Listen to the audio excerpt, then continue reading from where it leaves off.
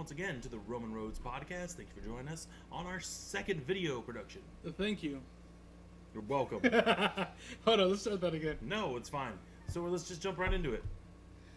We're gonna start. All right. Jeez. Like I said, it's our second one, so we're still going. All right. So our executive producer here was telling us that he thinks this generation of console games that we have is going to be the last one. Can you tell us? So basically, like, not this one right now, but the one after the ones that we have. Is it this one right now, like or the one that's coming out? Because you said we're right now with the consoles. We're at the PlayStation 4, the Xbox One, and what else is out there? That's pretty much it. The Switch, but The Nintendo Switch. Still behind the PS4. Okay. It's not as powerful. And the next consoles that are coming out is the Xbox One X. Xbox One X. Yeah. Now that's a tongue twister of a name. Yeah. And, we're gonna have to repeat the things he says so people could hear him. Yeah, and so and then there's It's the an acronym for what? Xbox One X. It spells Xbox One X spells. X. It's an acronym. for Xbox. Xbox One X. Oh, I get it. That's dumb. That's more of a. I guess I pun. get it. Yeah. I get it, but clearly the person who made that name didn't. Okay, so is there a possibility that there's going to be a PlayStation 5 coming out? Yes. Yes. So there will. Okay. Pretty certain. And you said that. So do you want to kind Pitch of in. pitch in to tell us your theory? Well, I'm just gonna tell you guys the main part, but what I'm saying is that the next gen Xbox One X, Yeah. and maybe Yeah. the next one after that, So the next. and then the PS5, I feel like they're gonna be the last gen because they're meeting computer expectations. Okay, so basically what he's saying, and we're gonna have to edit that so it's not just us staring off to behind the camera, that the next gen is gonna be integrating more power and basically becoming computers, right? Or just like PCs. So there'll be It really no is. distinguish between a console and a PC. Oh, you know what the biggest difference right now is the presets. Like, I know a lot of people, you can have a much more powerful and immersive game in a computer, and there's a ton more mods. You could change things up, like change the characters, palettes, Yeah. mess with it, and do all kinds of things. But you need a good amount of technical know-how as well as time, practice, and patience to do all of that stuff. Whereas the thing about a console is you pull it out, it's just ready to use. It's the same premise as an iPhone, but for that a lot of people say pretty much it just works right away. Yeah. I open up the box of a console, whatever it is. I read the instructions. Most people don't. You find the channel that it has to be on the TV, you plug in the wires, and then boom, I put my game in and it starts up and I start loading up the game. Whereas a computer, you have a point to make that's more important than mine. Jump in. No. Alright, so Xbox One X, it's gonna Xbox One X, it's yeah. gonna start at $500. Starting at $500. That's $500 for an You Xbox know One what? X. That is steep, and I bet you that doesn't include memory. Yeah. Yeah, so that's So it's a 1 lot of money. terabyte, which is nothing compared to the It's gonna have a terabyte on it, and that is nothing. Now, Especially if I remember when we were getting external hard drives, and it was like 500 gigs, and we're like, that's enough. And then now I have the GameCube, yeah. But now for my personal laptop, I have 2 1 terabyte hard drives, and it's still not enough because of everything we use it for. I have to say it, and if he watches this video, he knows it's coming. Friend of the show, Mike. Mike. Once was telling me, nah, terabytes just enough data. That's more than anyone will ever use for anything. And it's like I thought he was legitimately joking with me. Yeah. Like, he can't be serious. Legitimately joking. T-shirt. No, he was serious. It's like, really? You're that short-sighted? It's continually using more, or we change. It's like we used more and more well oil, not because we what is it? We're getting more. It's because more people find a use for it. It becomes cheaper, and then like once that was burned out, or we found something better and actual oil from the ground, we use that more and more until other things destroyed it. Negative effects mounted that. Now we're onto soil. You move up until you move sideways. No thing stays the same. Point. So I was gonna say. You're gonna say it? Okay. So Okay. it's gonna retail at $500. Retail at $500 for the Xbox One X. Okay, so let's say. Stupid name. That's 3 X's. It went from the Xbox to the Xbox 360 to the Xbox One to the Xbox One X. Don't forget What's to next? connect. Xbox One S. Xbox One S and the Xbox One Xbox X. One X. Yes, of course. Okay. And so next is the retail, Xbox XYZ, right? Nah. All right. The retail is $599. 500, just 500? 500. No, taxes, and especially in Australia, taxes are going to be explosive on any island country. Yeah, because you have to ship stuff out there, and the shipping gets Of course, yeah. more and more biggers the farther out you go. More and more biggers. More and more biggers. So yeah. And, continue. So let's say that the next system is going to be 600. So Okay. It started at 300. So the next one would be 600, but that's Okay, but so would you rather buy a $500 game console or a $500 computer, and then when the next gen comes out, you can only buy a $200 new gaming card, and it's much better. Right? So it's going to be more accessories and more money that you put in within each generation of console. Buy a computer that will last you forever, or a game console that has a You're not buying a computer that's lasting you forever. All right, so the point he made is, all right, so this console retails for, that's going to come out retail for $500. The one after that might retail for about $600. Now, would you rather buy an slightly increasingly more expensive console that's not really going to give you much higher performance, or buy a relatively cheap gaming computer? Put the same money to the computer, PC. But then the computer you can use for other things, other applications. Although you're not going to be able to, because gaming is a data devourer. Yeah. But just change up the graphics card over. It was like a valid point. I could see that, But it's like you're still it'll basically become, what it destroyed. Remember the big deal for a while? It'll basically be a console. Computers do that too. They don't do it as much because people were getting annoyed by it. Yeah.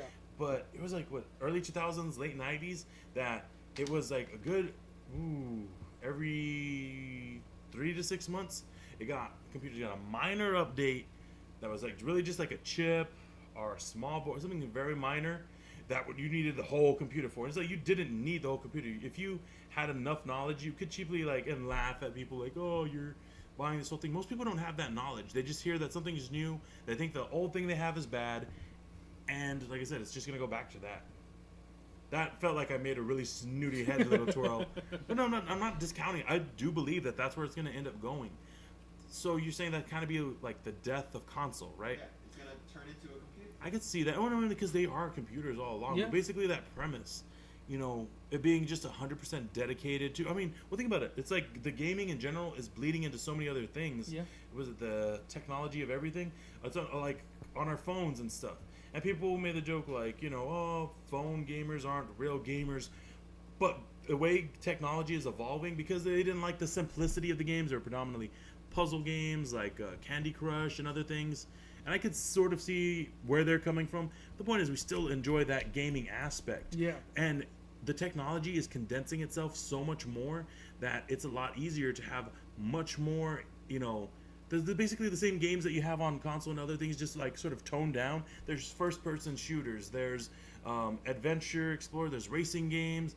There's like action adventures where like shoot-offs of Lara Croft and things. Where you're doing like action-related things. I think The Walking Dead is pretty much similar to that. And it's always finding its way. It's not just that the systems servicing games are different. It's that the style and types of games that we're getting into are changing too. First-person shooters are still highly dominant, but they're starting to bleed off into basically the indie gamers are becoming full publishers now, because there was that urge for something different. For a little while, gaming can get kind of boring. You're playing Halo, you're playing Gears of War, you're playing Call of Duty, every other war game. I remember when we'd get together and play all those games. It's all fun. It was fun, but it seemed like it was all the same thing. Exactly, and you're always having fun doing different things, but especially if you're gaming by yourself, it kills it. But that's why online gaming and streaming with other people is becoming so huge. It's it's getting people together, making real friendships. It's the whole as opposed to fake friendships. Yeah, let's be honest. Most friendships are fake friendships. They're made for like, I need to borrow. Let's be honest. Like, there's a reason this is happening. We know we're using each other for things. I don't have a car. Yeah. You don't have a personality. Yeah, exactly. And that's how we fit together to make the show. It works. Right? Why not? Let's otherwise, who wants to hang out with their twin, right? Because it would be boring, man. Like they say, why if everybody thought the same in this world, if everybody was the same, and it's like bloody boring. I guess I know that's what. It's not a fake friendship. That's what makes it a real friendship, because there's true need or codependence. Opposites attract, right? The yin and yang. Mm-hmm. That's a lot of analogies. We can stop that now. Okay.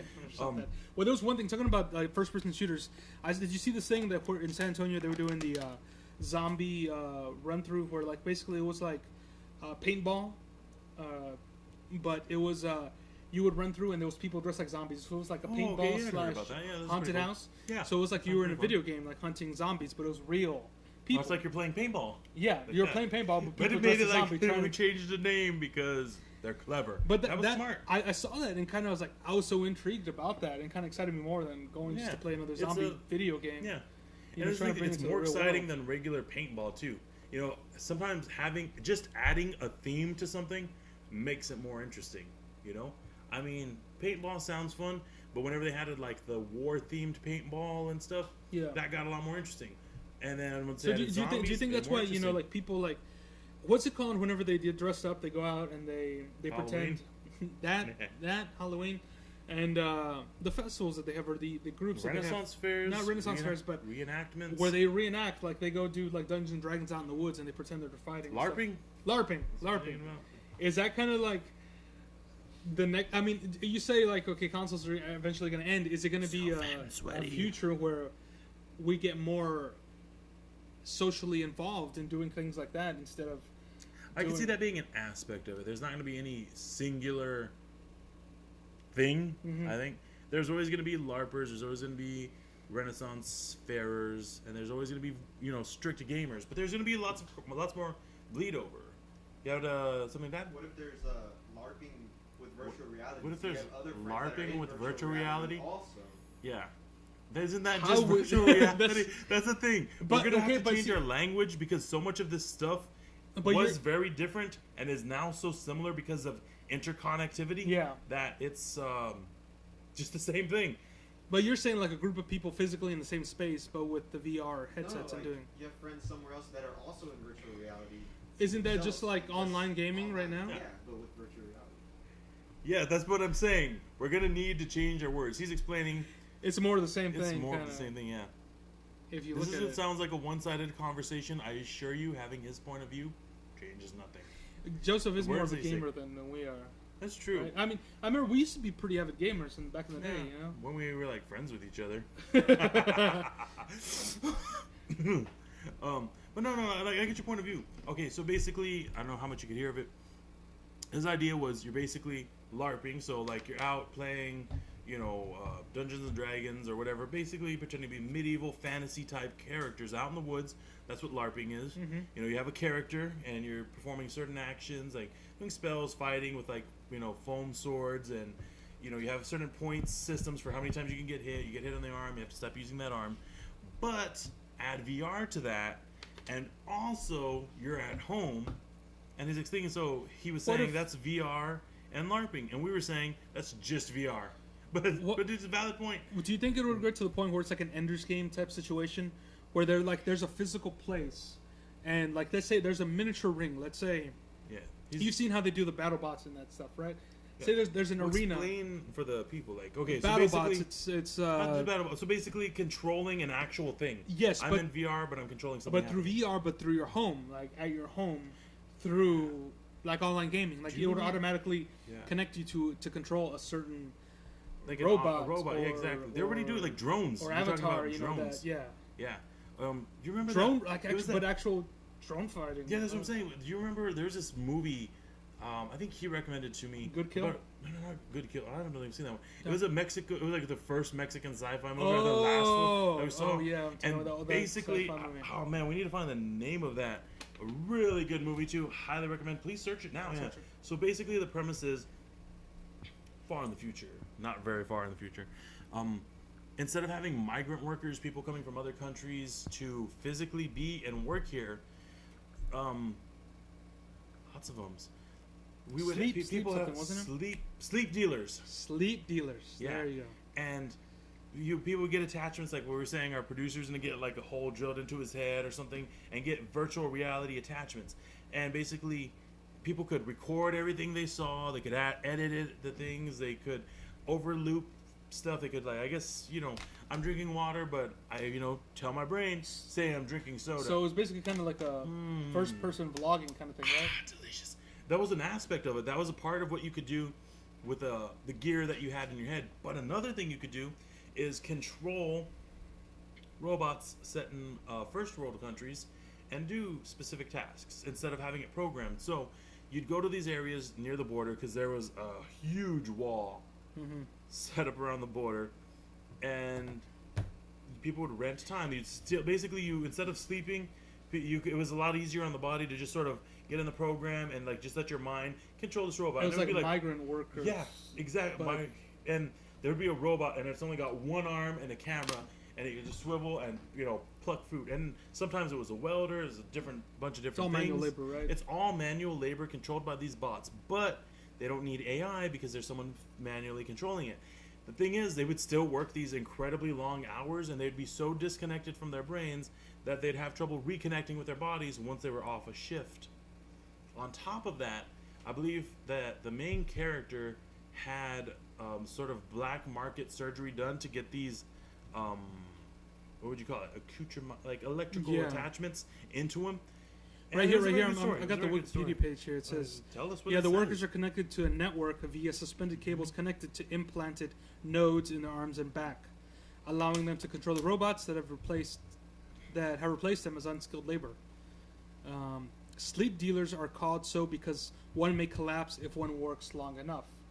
Yeah, and that was why, because basically you're, just it's too much work, it's stress, and your body has so he got those nodes connected. It wasn't because his family had a farm, and it was like the irrigation, like they were controlling the water. Yeah, he had basically their way of living was being destroyed because, ironically, one of the companies that he ended up having to work for was stealing their water. Something wrong? You need to come in. Am I any closer? Okay. And so yeah, I could definitely see something like that working because it is a lot easier. I'm lying and saying I know what I'm talking about, but I imagine it's easier to create something that's remote controlled versus designing AI for something to do a task. Have you heard of this doctor who wants to do the first head transplant? I haven't heard about the doctor, but I've heard about that, and it'd be the first. They already did it. No, I think they already did. Did they? I feel like they already did. Google it now. I swear that it. I thought it was happened. for another year or so. It could be wrong, but this was started by Russian scientists. They learned how to disconnect. I think first they started with dog heads, then monkey heads, and this is gonna need a disclaimer. And they could keep them alive. And then he learned how to transfer the monkey heads from body to body, and they would be alive, but because you can't, or they didn't have, or we don't have the ability to reconnect nerves to each other. It'd be paralyzed, but the organs would function well enough to keep the head alive. And one of the major difficulties was that the blood vessels and other things are so small on a monkey. The doctors commented this would be so much easier to do on a human. And now this is possible. The information I got here that it's an Italian neuroscientist, Sergio Canavero. I'm doing important stuff. So, okay, the procedure is going to take place. It's scheduled for December of this year. Oh, okay. So yeah. Of 2017. 2017, yeah. The man is Russian. The guy that's going to do it is Russian. Well, but I'm saying this procedure and whole thing was designed by Russians in the Cold War. Okay. I remember that where they brought back. Did Metallica use part of the footage from one of those dog tests in the video? It was either Metallica or Slipknot or one of the bands. I'm sure a few have done that. Where they brought back they made a dog's head that had been severed, come back to life basically by draining the blood. I don't think it came back to life. I think it was still alive. It didn't come back to life, but it was moving around. It was alive. They basically kept it. They cut off its head and kept it alive. Kept it alive. We are so sorry that we're talking about this. Should we change the subject? Okay. Okay, but the reason I brought up the guy with the head transplant, I mean, do you think people are highly skeptical of this? Even the man who's going to have the procedure done on him, it says right here that maybe he's kind of losing hope. He's not quite sure that it's going to work. And he kind of doesn't care. He's almost hoping that it won't. But I mean, in the chance that something like this would work, do you think that it would be then easier to kind of add like this movie, add? I don't think these technologies are very connected to each other at all in any aspect. No, for real. I mean to morally, you mean? Not morally, but then to do other procedures where you're able to, put a person's head on a robot or something like that, No. Like some crazy things, like not within a year or 5 years. No, I don't mean that. I just mean I'm just saying the technologies aren't that. Or you could learn something like. But if a procedure like this were to work, do you think people will start then jumping to those kind of conclusions, trying to do stuff like that? If this procedure doesn't work, people are going to be doing those things because that's just where we're moving forward to try new crazy things. You know, it's like SpaceX right now, like using vertical landing rockets. Have you seen that? I've seen that. Yeah. So they can reuse the exactly. It was like we've had reusable rockets, and we didn't reuse them like that. It's we're just like we're coming into this new frontier, which is exciting. A little scary. It is exciting and weird, scary. I mean, you know, not much around us has changed. Where are we gonna be in 10 years? Here. Well, you know, yeah, but I mean, like our kids and our grandchildren. Also poor. We're all gonna be poor. Poverty is systemic. Sorry. No. Yeah, I can see your point. Like the world they're gonna interact with is gonna be vastly different from the things that we assume. Yeah, the technology, it changes how we act. And that changes our society.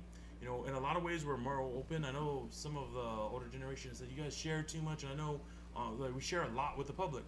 People, this would be unheard of. I remember it still is. Yeah. People talk about the invasion of privacy that every app and computer program and website wants, like, to use all your information and track you constantly. And people were very paranoid about this for a while. But convenience, necessity, and entertainment have negated all that, and also too maybe a bit of narcissism. I could see. Yeah, you want to share your. You know what? No, I don't think it's narcissism. I don't think it's people just saying I'm great, look at me all the time. I think it's this urge to connect, not just with the people in our lives, but with everybody. It's not that people that aren't want connected. to feel the connection. Yeah. You know, it's like I feel it here with y'all guys, but I want more. It's this urge for not just community, but a large community. And well, that's one of the reasons we're doing this, right? To connect out to viewers out there and our listeners. People. You know, he's in the kitchen where nobody talks to him except to yell food at orders at him all day. You know, you're around people though. I am a robot though. I have a set list of phrases that are activated by particular interactions, and it is dehumanizing. Now, I love a lot of my job. Like the customers and predominantly the people are pretty great. You know, there's some real cool people, and I just gotten just a real good vibe from most of the customers. And I think the job has helped me a lot socially, like interacting with people. But I want more from it. You know, I don't just want, like, I feel like this. It's like that's kind of like the shallow. And also can be replaced. Like I am very much already replaceable by robots. With the only reason I haven't been replaced, I'm a cashier, by just automated cashiering, is because people do like other people. Yeah. Also, too, I remember whenever the first self-checkout lanes came along, they used the same registers that they had for regular cashiering. You know, it was pretty much the exact same setup, and you had one line at a time.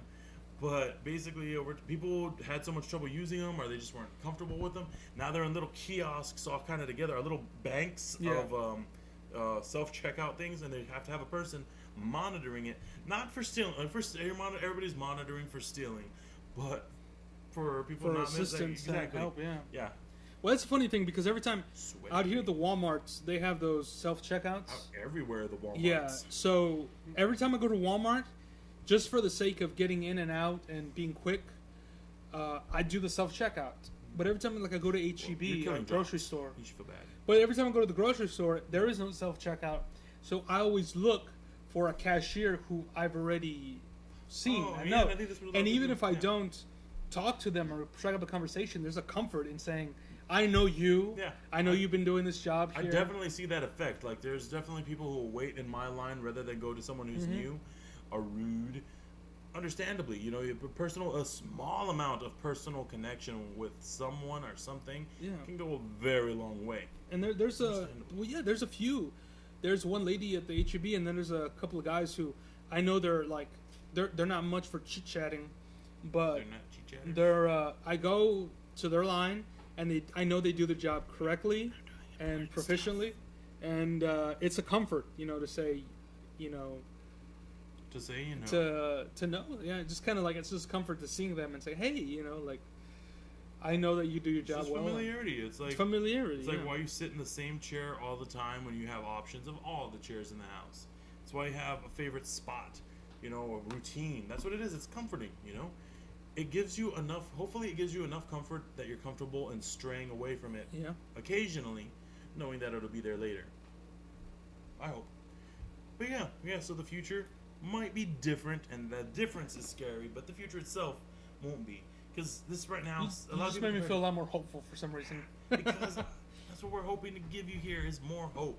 Like, I think this guy's surgery a few years ago, not even a few decades, switching a whole body would be, just the act of it would be considered wrong morally, and I'm sure some people still do. They compare it to Frankenstein, which I could see the comparisons, even though there's a whole resurrection element in there that's not provided. Yeah. Also, Frankenstein was also the name of the monster because a surname is passed on to a creationist. Anyway, my point being, also his name was Adam. I add that. Adam Frankenstein. Well, the subtitle is the modern Prometheus, so we'll call him Prometheus Frankenstein. Yeah. Can we just call him Prometheus? Like.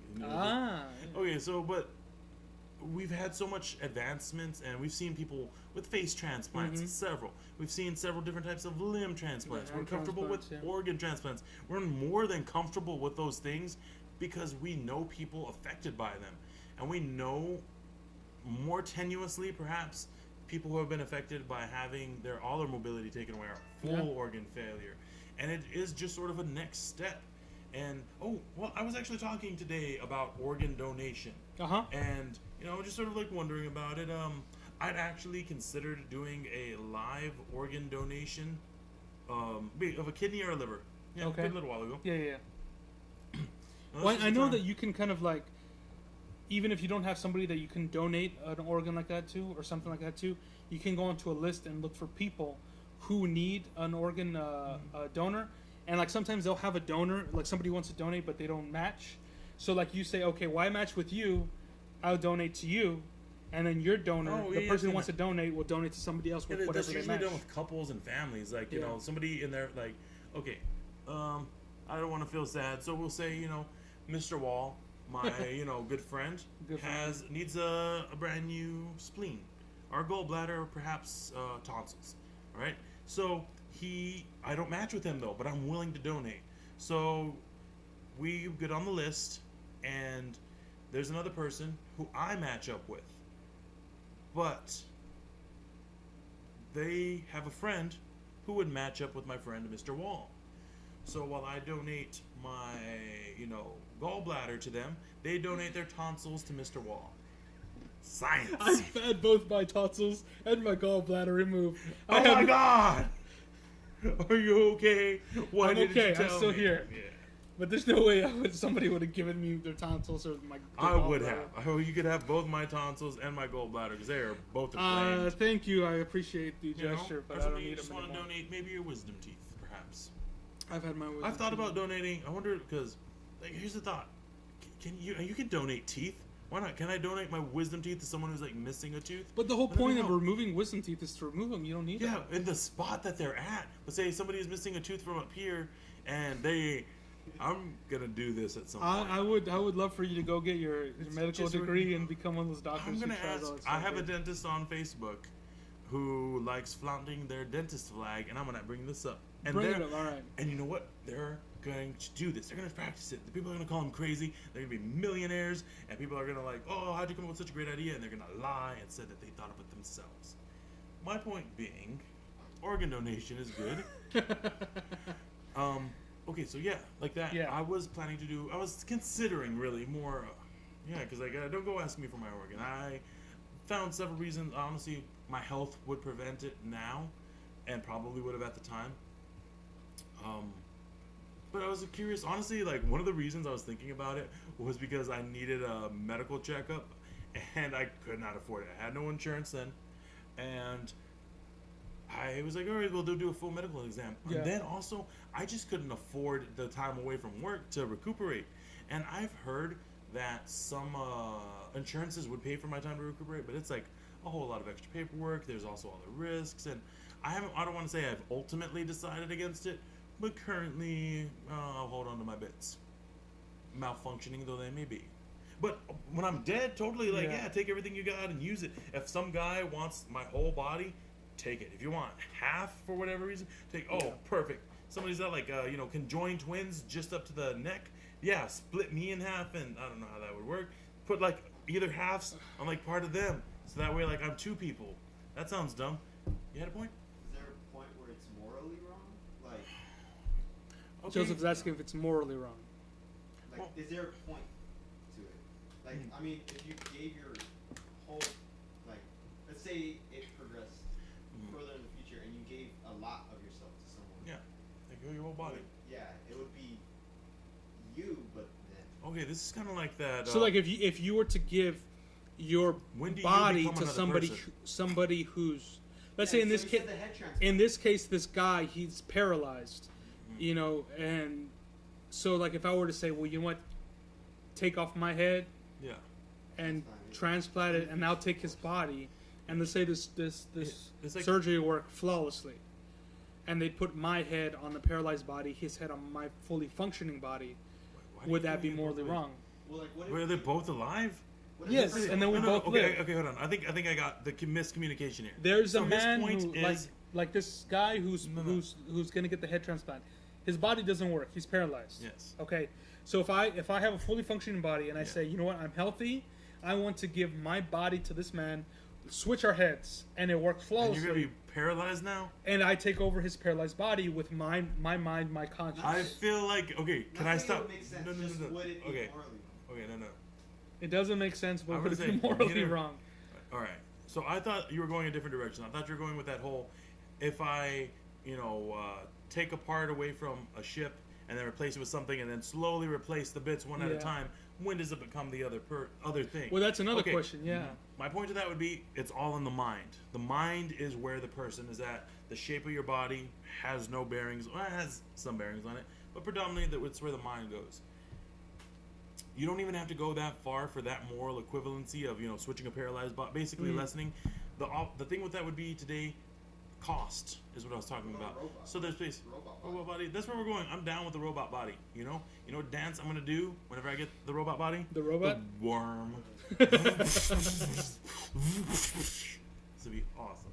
No, okay. So with a moral thing, as far as how ethics come into play with organ donation, there's always the fear. Like, there's been people who want to sell their organs. It's like, honestly, even I could see that if I had a little bit more financial incentive, that was a big concern.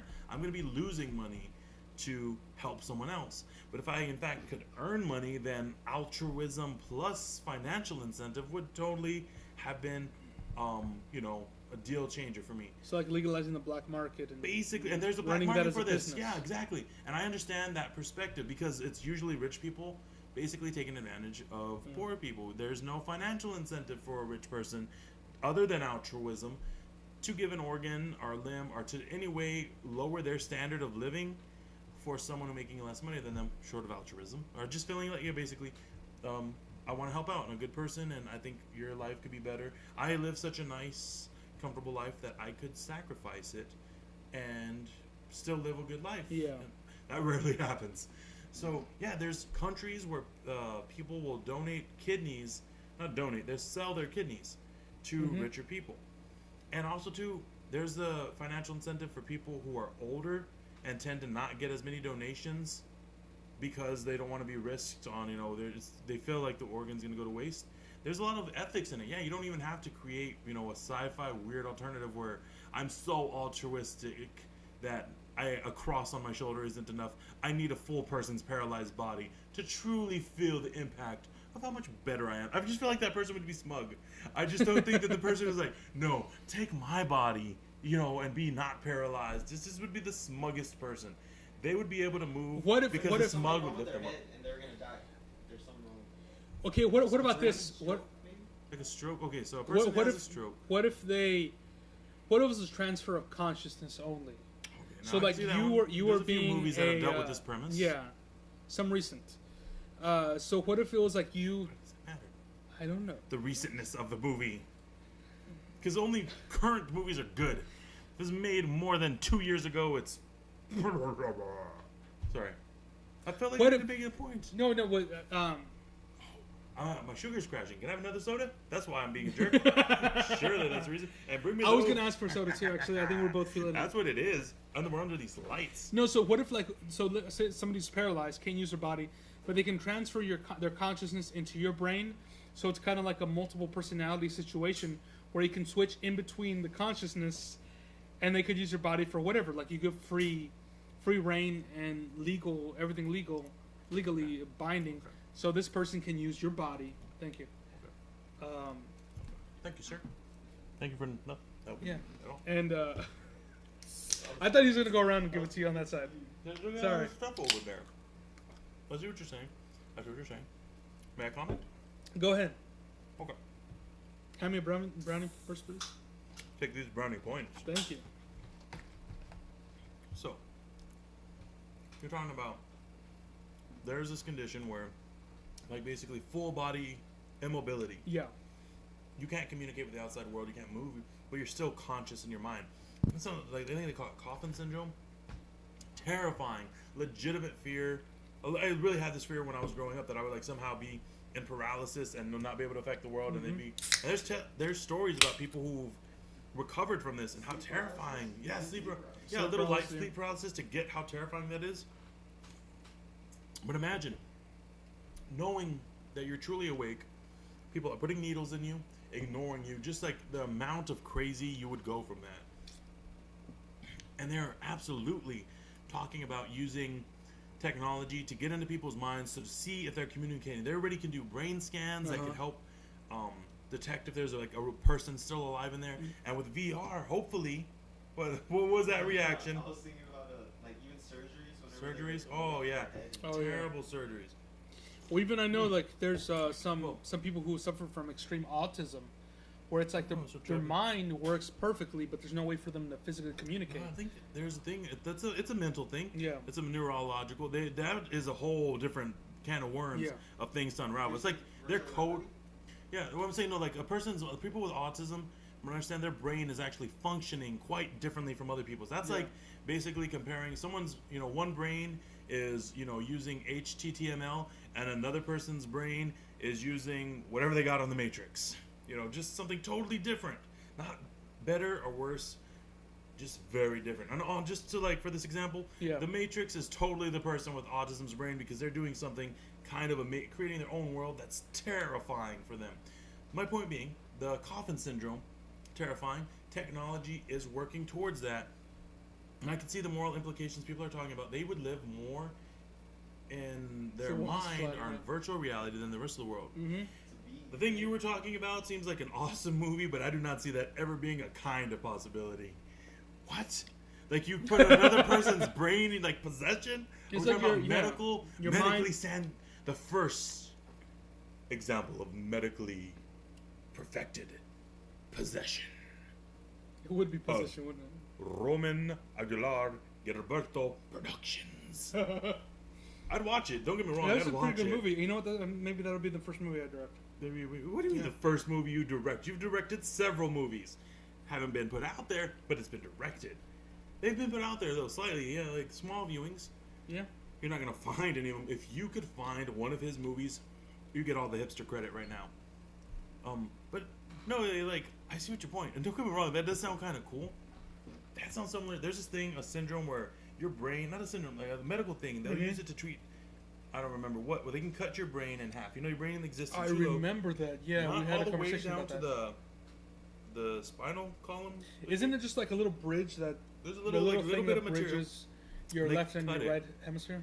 And and your brain, with a Z, can function, dependently, with like a little bit of communication between them, but more of a camaraderie than a direct personality. They share memories. It's the same person, but they have distinctness to them. I believe one axis won't talk, but it can communicate by writing. The people I've heard that they could like read 2 pages at once. Because like it's really one brain, part of you is looking at this one, another part is you're literally it's basically in my brain saying there are true levels to your personality that are so distinct they can function autonomously or separately or individually or other synonyms. Do you feel that sometimes synonymously even? Do you feel that sometimes though, like in certain situations, you feel yourself naturally acting a certain way? I know we all act differently, but kind of like feel like a shift where like okay, one side of your brain or one side of your personality is taking over. More brownies. Here you go.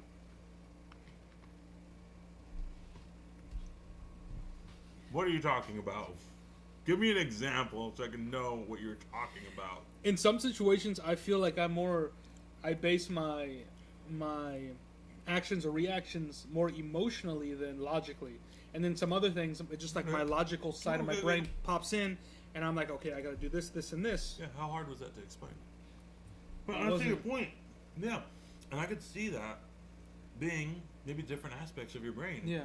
The one saying, we need to feel here. And We they're need saying, to no, you think need to here. think this out. And they're being separate. Yeah. Yeah. I've totally experienced that. I thought I was the only one. I don't believe that you thought that. I believe you were intelligent enough to know that other people did too. But, okay, a good example of this would be, like, people do suffer through depression and other types of mental or personality disorders, myself included. Narcissism. It's that one part of your brain is just slightly less active, and influencing it, or the part that's dominant is just dominant. Just it pushes like out an imbalance, right? Yeah, and that's why we feel constant conflict. Yeah. Because it's literally parts of your brain arguing with itself. We call it weighing options, but it's really that. It's conflict. We forgot to talk about his switch. We did. We talk about, I remember to sort of tie this back to this. Earlier we were talking about how it's going to be the death of consoles is just going to be replaced by computers, personal computers. But I believe there will be a slight branch off leeway where handheld consoles, we have the Switch. Yeah, I grabbed that really weird. Maybe this doesn't remind people of the Sega The Game Gear. Yeah, no, it's upside down, but you know what? It doesn't matter because of how it's designed. Brilliantly. Like abstract art. Can somebody from that far away really tell? Look, oh my god, look how much more different it looks now. Design. Give the people credit. My point being is consoles that are handhelds are going to have a bit of a resurgence. I mean, I can see this. Can you picture, this would easily be a phone. Can you imagine just like buying, instead of the whole device, controllers like this that snap on? This is an actual phone. And snap on the edge. See? Look at the similarities. Boom, now I got a game. I got a console to walk around with. And, oh man. Like, I'm just going to gush a little bit over Nintendo for a little bit. How brilliant is this? Look, a handheld, single controller. Boom, right? I want to share with my friend / coworker. Slept, apart, and boom, I'm sharing. And then there's the Pro controllers. Can we see one of those? It's right here. Pro controller.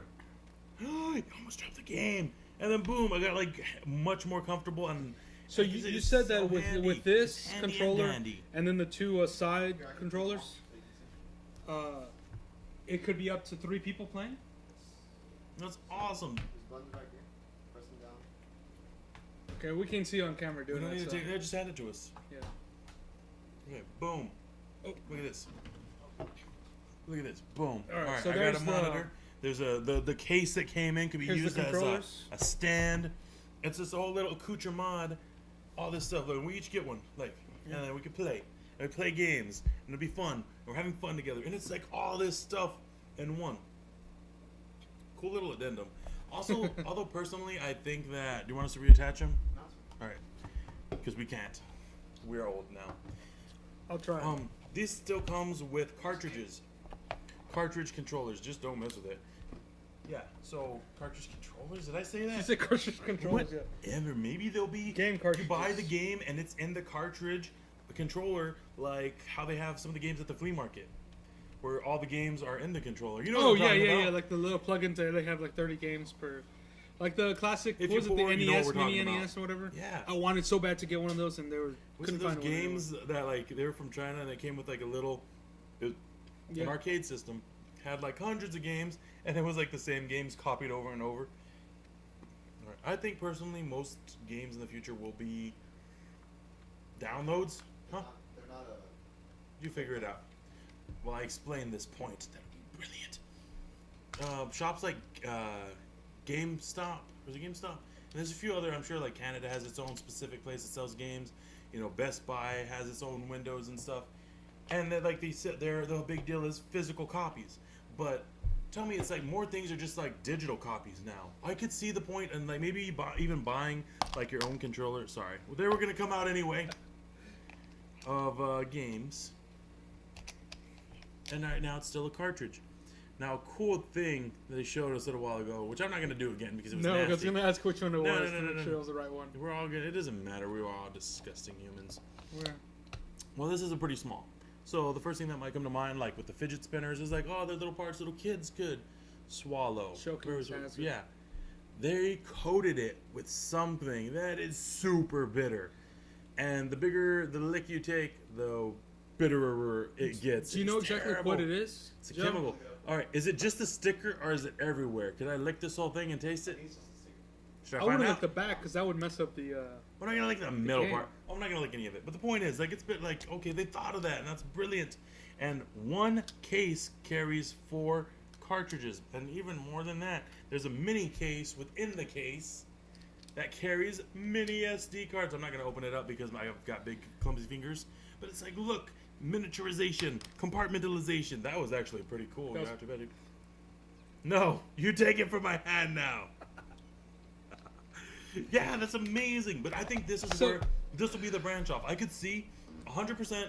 I'll give you a slight agreement that it'll be predominantly computers, personal computers now. Now, when we were kids, I mean, we had the NES, the Super NES. Denatonium, benzonite. Coating that is one of the most disgusting chemicals known to man. You know what? That's a lie. I've tasted way more disgusting things than that. They need to talk to me. But yeah, that was a brilliant idea, man. And my question is, though, how long does that stuff last? And you know, there's some kids who got some nasty taste. I don't know. I've seen some of the stuff that kids will eat. Someone's gonna choke on that. You know, or they're gonna have it the wrong direction, and they'll just taste the delicious metal. Or have you seen kids that are eating something they don't like and they're kind of looking at you? It's going to happen. Unfortunately, that's why downloadable content. I could see them making laws that cartridges that small are illegal and it has to be downloads only. And then they could be like, what is it? Like the ports that'll be like ATMs where you like plug in your game so you can get it instant quick downloads. Awesome. ATMs for video games? That's pretty interesting idea. But yeah, so they could set up like in a Best Buy or any kind of store. They would have like these kiosks where you just go and you say, I want to buy this game, and you buy it right then and there. It goes directly into your console. Yeah, let's just say kiosks in general, because I think shouting out Best Buy for about 10 years is a little optimistic, even for me. Do you want some more brownies, Joe? They're going fast. You want more? Yes, of course I do. I want the one with extra brownie on the top. That's my point. Like, I agree with you. I also disagree with you with my better point. What do you think? So I can see, like, there's going to be a big branching off point. Well, like I say, me, personally, back in the day, I was a pretty big gamer. I had an Xbox 360, and I was keeping up pretty good with the games. But once the next console came out, I just wasn't in a position where I could afford. It got more expensive, so I was in a position... Yeah, exactly. The price kept going up by hundreds of dollars. And then it got to a point where I just wasn't really interested anymore in the games. And so now I don't have a system. I really any games that I have are on my phone, but I get bored with them easily. So I mean, I think it has to get to a point where my generation, like we grew up with the first ones getting the NES, the Super NES, and they came with games in the system. Yeah, so I think the system in the box. I think there is a large drop the brownie. There's a large generation coming up. Brand new, a brand new audience for video games. Yeah. But I think us who are, we grew up with video games, but kind of maybe some of us are like out of touch. Or specifically me. Do you have a console right now? Nothing consoles me. That was somewhere. I think the video games have to go to a point where it's going to attract us more because kind of the nostalgia factor. Because we were playing Street Fighter last night on the Switch. And you could do the classic. I have my debit card in my pocket, and it's got hot and sweaty and bendy. We were playing Street Fighter, and it had the classic version, and it had like the updated graphics, which was awesome, and it kind of brought me back. Yeah. So I mean, it's funny that the updated version is what brought him back. But think about that, because if you just go off pure nostalgia, eventually your brain's gonna say this game is actually really boring. But putting the new tech on it, the spin and the look, that's what gives you that nostalgia feeling of it's new. But I'm familiar. Well, because I think that's what after the 64. What was it? What came after the 64 for Nintendo? GameCube. I know they had the new Super Mario Brothers games. They didn't attract me because I was like, I want the old stuff. So I think I don't know. I don't know if anybody else feels like that. I really do. I wasn't saying that you're wrong. Yeah. I was just being disgusted. Even on the 64, they came out with a Super Mario 64, which is so they had the 64 and yeah, and I remember that one. I mean, that's pretty cool, but it didn't play like the original, and that's what I wanted. They were experimenting a lot with the whole look there. They didn't have rendering mastered the way they do now. Basically, it rendered the entire 3D environment simultaneously, and that's why there were so many times you could see through walls and look, because it just couldn't quite handle that. It wasn't until a good while later that they realized that you only need to render what the player can see. So basically it became like a flashlight in the dark room of just rendering the stuff in your line of sight. Like, and that worked much better. And with the updated graphics and updated software and stuff, I really like that going into like Halo and the war games, but games like that where it was like there was a story that you had to follow. You had a mission. Nobody played Halo for the story. Halo would play for the multiplayer, but like Call of Duty was the one game that I could play by myself and like go through the story mode, and it was like it was. I could invest time in that. It's like you're still not playing. I just don't think people are playing those games for the story mode. I can see it being in hell. Well, see, and that's what not anymore. Because you see that, like I said, new Call of Duties, it's like all the, it's terrible, right? Just what's the Titan one with the robots? I'm gonna cut in more because my points are better than yours. There was that one with Titanfall. Okay, there is no story mode at all. It's just PvP. You're just fighting other people. $60. Okay, and that's another point I wanted to make. You guys are talking about how it's $60 now for a game, and the price is going up. Equivalently, the prices for cartridges when it was still an Atari, translated for inflation, was roughly $60. Even though the price has gone up relative to inflation and other things, the price has always been roughly $60 a new game. That is, and keep in mind, games used to be made by a single person. One person could put out several titles in a year. Now there are whole companies and like buildings dedicated to making one game, and it still costs roughly the same price. So you have all these people play, and that's why downloadable content has become a thing. Well, one of the reasons people talk about it just being a cash grab, and it is also that. But a big thing is, it's people don't like paying extra for however many hours of entertainment so far. But for instance, like Star Wars Battlefront. Star Wars Battlefront. Okay, yeah, I liked that. I played the original 2. There's 2 Star Wars Battlefront 2s. I don't know why. They just kept the name and they just kept the numbering. So they had Battlefront 2. No. There's Battlefront 1. There's Battlefront 2. Yeah. Then they rebooted it, I guess, with the new reboot of the universe. And there's also a new Battlefront 1, which is actually 3. And there's Battlefield 2, which is actually 4. But they're also not related because the continuities are different. Yeah, basically when they rebooted the Star Wars universe, they rebooted the Battlefront franchise, I believe, and it changed it up. So you're referring to the newest one, I believe. Yes. The most recent iteration. Not the one that's coming out, which is 2, but the one before that. 1. Had no story mode, had around 6 maps. Oh, okay, I heard about this. Like nothing. Yeah, I heard about this. So the newest version of Battlefront 1 for $60 had no story mode. Basically, you just dropped you in as a character, as a lasery guy or a gun dude. Mm-hmm. How do I sound so old? Oh my god! So I'm confused about all this Battlefront. Right, it just gives you a map, okay. Right? Like how we play in Halo. It's just a map. Here's a battlefield, right? This is the one you're talking about, Star Wars Battlefront, right? Yeah. Okay. And it's like there's war going on, and you just have zero context. I'm the good guy, you're the bad guy, and that is the end of it. $60. But the reason is because all of that time that would go to developing story and fitting characters into it went into making it look good. Because we got newer TVs, we got newer systems, and they have so much more detail that it needs better physics. And the physics is in everything. It's in how the light bounces up. Yeah, I saw some clips from it. It looked amazing. It looked like and it's so funny because we're talking about how great it looks. Every generation talks about how the latest game looks great. Few years, it's gonna look like trash.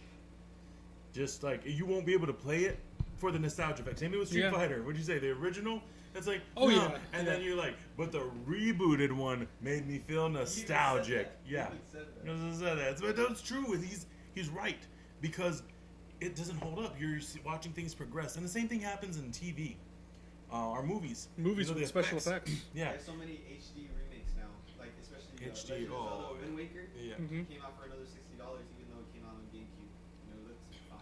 Yeah, he was talking about the new Zelda called Wind Waker. It's basically just remastered. Is there any new story? It's not a new story. It's just all like It's just new better effects. looking. All it is. I could see people buying it just because it is a better looking game. Yeah. The look on his Well, face. yeah. Speaking of like special effects and stuff, you know, I know like whenever they did like the Star Wars prequels, where it was so much more CGI, and I know everybody at the time was saying, "Oh, it looks awesome. It looks cool." It's so beautiful. Looking back on it, it was like, "Oh, the special effects are dated." But then you go to now where special effects are used in so well, but like in some movies, like Zodiac. All the landscapes and the backgrounds were CGI to make it look like back in the daytime. Yes, because it was in the 70s. Set in the 70s. Yeah. Okay, I didn't even notice that. And see, that's using it well. There's some directors who do it that way, and even with like the new Star Wars movies, Star Wars Force Awakens. In action movies and fantasy, Yeah. look terrible. Yeah. It's like they look good, but if you just some people, it's one of those things, the uncanny valley they talk about, where it looks real enough that you can identify it and sort of say this is real, but it also has a fakeness to it that's off-putting. Well, like in Rogue One with Tarkin, where he was CGI.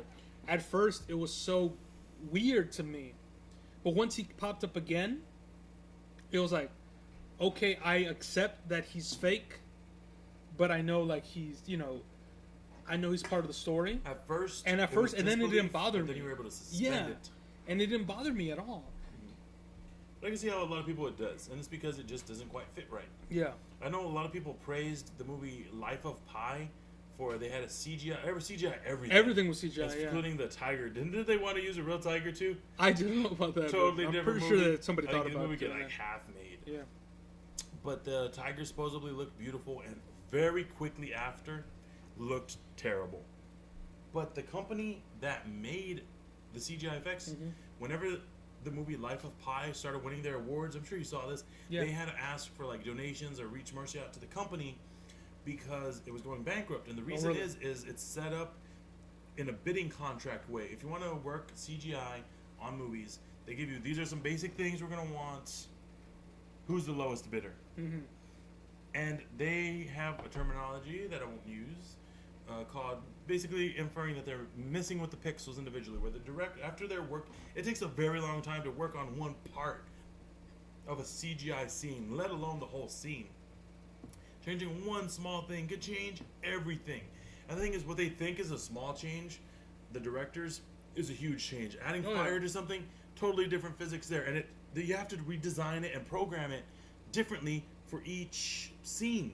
You know, and you could be doing things that you didn't do before. Say you want an explosion looking this way, but the thing is, our brain is so good at picking up stuff. Yeah. You're gonna I want a beautiful looking explosion, but I want it doing this, this, and that, and they're gonna keep saying doesn't look right, and it's because the explosions look very specific. Physics work in such a particular way. Our brain is set up to accept certain things. Yeah. And when it doesn't see them, a big example would be Transformers. Transformers, there's giant robots walking around, but there's not things reacting to giant footsteps stomping. There's no leaves moving. There's no car shaking. They do it a few times, but they don't do it constantly. And they don't do it in proportion. Yeah. They don't do it in proportion to the movies and to the action that they are doing. And it's terrible. There's an action, but there's no reaction. It was the same thing that you got from my accent, where it sounded really off and almost kind of offensive. That's how it is to your brain, because it's seeing things don't match up quite right. A lot of passion I have for this. Well, they were talking. I saw a video where they were talking about the Lego movie, and how like it was so flawless, and everybody thought that it was stop motion animation. Yeah, I did. And a lot of the early Lego videos that they created. Yeah, I saw that. They were real stop motions. No. Well, yeah, but after the stop motion, when they started using CG effects, like they would have CG models of the Lego characters, but they'd be moving like regular people, and it looks so off. Because your mind sees it and says, well, this should be made out of Lego and move in a certain way. Exactly. So when they went to do the Lego movie, they said they had to do it follow the physics, real world physics of about how a Lego miniature character would work. Yeah. And that's why everything in that world is created by Lego. If you pay close, oh yeah, she's just the best. No, the military doesn't deserve you. America doesn't deserve you. Yeah, there's a few parts where they actually bend the rules significantly, and I paid attention to it because I was so amazed that they made a stop motion, with such small parts. And part of me is thinking, well, maybe they used bigger figures. Mm-hmm. I'm trying to figure it out, and I'm just like, I remember watching the Lego explosion and the fire was like so cool. They used the light up ones. I'm just watching them walk around, just like, oh, I was just like, I was in awe. And felt sorry for the people who had to do the stop motion. Because if you've ever done a stop motion picture, move something slightly, take a picture. Move something slightly more, take a picture. And keep everything in sync and all the motion. Mm-hmm. Just, when I found out it was CGI, I was heartbroken. But still, that CGI is a lot of work. Yeah, well, I had an opposite effect because I knew Lego Movie was CGI. Opposite people. But then, perhaps we'll attract a nice fusion for entertainments. Hopefully. Have you seen Kubo and the Two Strings? I have not. That's a great movie. That's a great movie. Now, we saw it together, me and Joseph. Yeah. Everybody else Joseph bought it. Me. That movie is stop motion, and I thought it was CGI. Okay. And then when I found out it was stop motion, it was like, wow. That is a pretty cool part. So impressive. Where our technologies are getting so good that there's a seamless flow between the CGI, but between the good ones. That good CGI can be confused with real life, and good stop motion can be confused with CGI. I had that effect with, even though I didn't see the Two Strings, I saw Paranorman, and that was also stop motion. Now, the reason it is so much smoother now is because where before they had to use actual sculpting to create the models and bendy wires to move them, now they could use 3D printers to print out the range of emotions on how it should face. Why would I do that? I guess that's the part where they're getting electrocuted. Each change, and so that way they can make it a lot more seamless, and they could take the heads off, and they could just 3D printing is another thing which could be several programs, but it's changed that industry. Have you seen Anomalisa? That sounds familiar. It's a Charlie Kaufman movie. Guy who did. I haven't seen it, but I did remember hearing about the awards that it got. It's a good movie, but it's like it's a stop motion movie, but it's so like. It's not the type of story that you would tell with stop motion traditionally. It's like an art film. Kind of, it's an art film. It's an art, drama, melodrama kind of way, where a guy goes to do a speech, and he meets this woman at the hotel, and it's kind of like a love story, but kind of showing about how depressed he is in his life. And it's a movie it's much more suited as a play, not even as a movie. But they do it with stop motion. I can see how that would transfer well into stop motion. It does, because the one thing they do is they don't try to sell you too much that it's not stop motion. Like, Kubo and the Two Strings, it's an action movie, has all these visuals. So it's kind of showing you like, okay, we're just a movie, The Anomalisa kind of takes pride in seeing all the imperfections. And like the faces on the models that they used, that they used, there was like little cracks or like holes where like they would replace different. So easily with CGI, you could just color that in, fuse it, so it looks like a real face. But they even kept that. Yeah. And so you can kind of tell which shots, which frames they switch. I've seen very dramatic stuff in stop motion and CGI, but it's because that was. As someone who's interested in photography coming up and also film, I just sort of you had to look for them. They didn't. The big difference here would being the release that it got. That it got such a wide release. That being said, I think for whatever reason, stop motion has lent itself to more dramatic storytelling. Think about name stop motion movies. Stop motion. Gumby. Gumby. Yeah, that was very disturbing. If you really the Gumby movie? Gumby, everything was disturbing. If you think about it, they had the music and the tone, and it just had this offness. You saw the movie where like his dog cries pearls? Yeah, that was terrible. That was trippy, man. There's those are the shows. Then there's also the movies like Nightmare Before Christmas. Nightmare Before Christmas. I thought it was an appropriate microphone. Coraline. Very dark movies. The Box Trolls. Now that was an interesting. I haven't seen that one. That is pretty darkly humored. But man. I'm just saying something. Why is it? Maybe it attracts more artors. Even the old Christmas special movies, the Rudolph the Red-Nosed Reindeer. Yeah, that's right. Yeah, those tended to have a kind of a darker vibe. Do you remember the one with the Easter Bunny? The Easter Bunny, How was the word? Tell me that the evil Easter Bunny was not modeled after Hitler, and also... I forgot about him, yeah. Look at him up. Yeah, didn't he? They even had an armband on. And have that whole...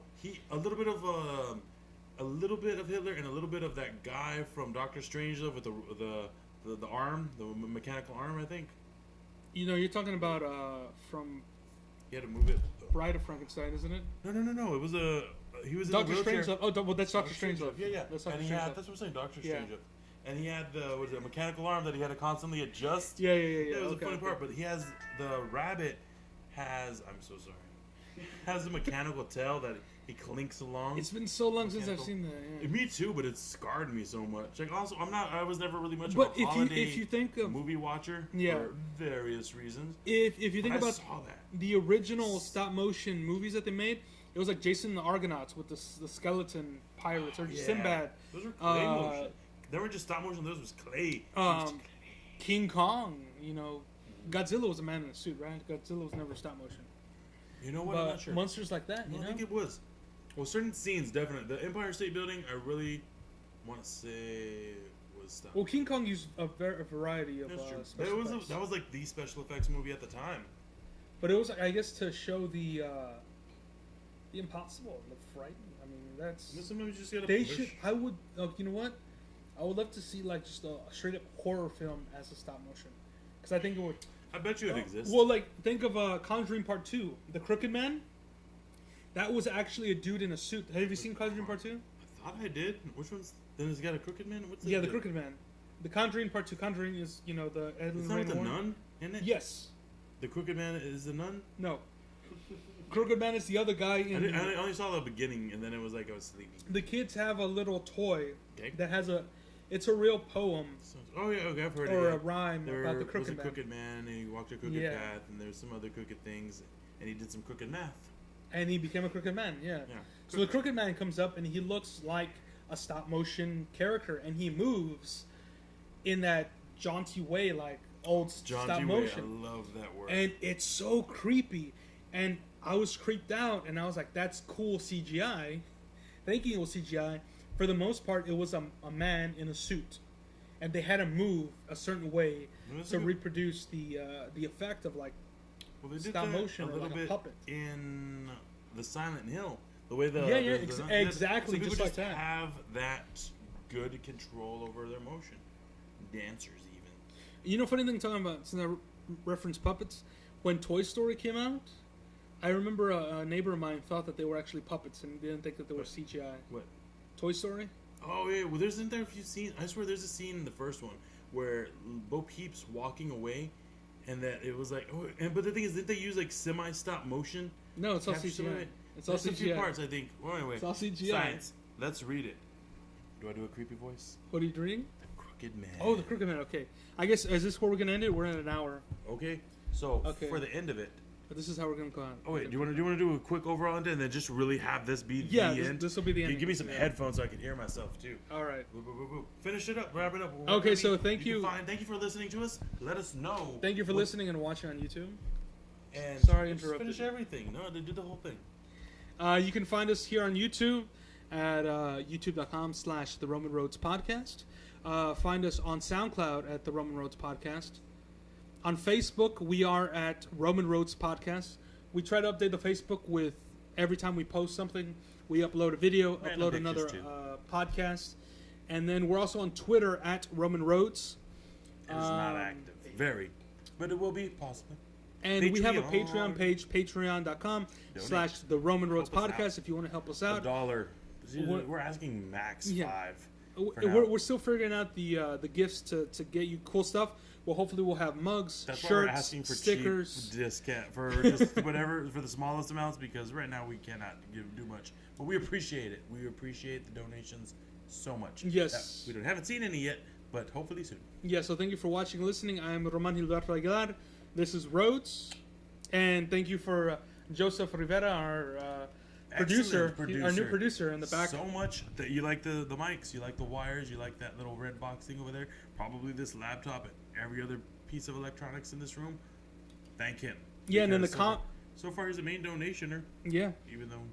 So in the comments and on Facebook, let us know what you want to hear next. Any topics you want us to talk about, or any topics you want us to bring back and update for you.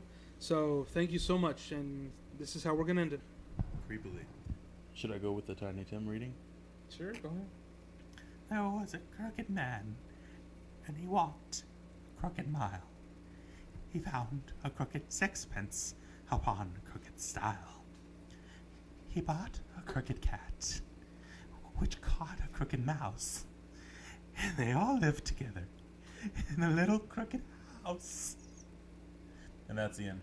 That's how that creepy story went. Thank you.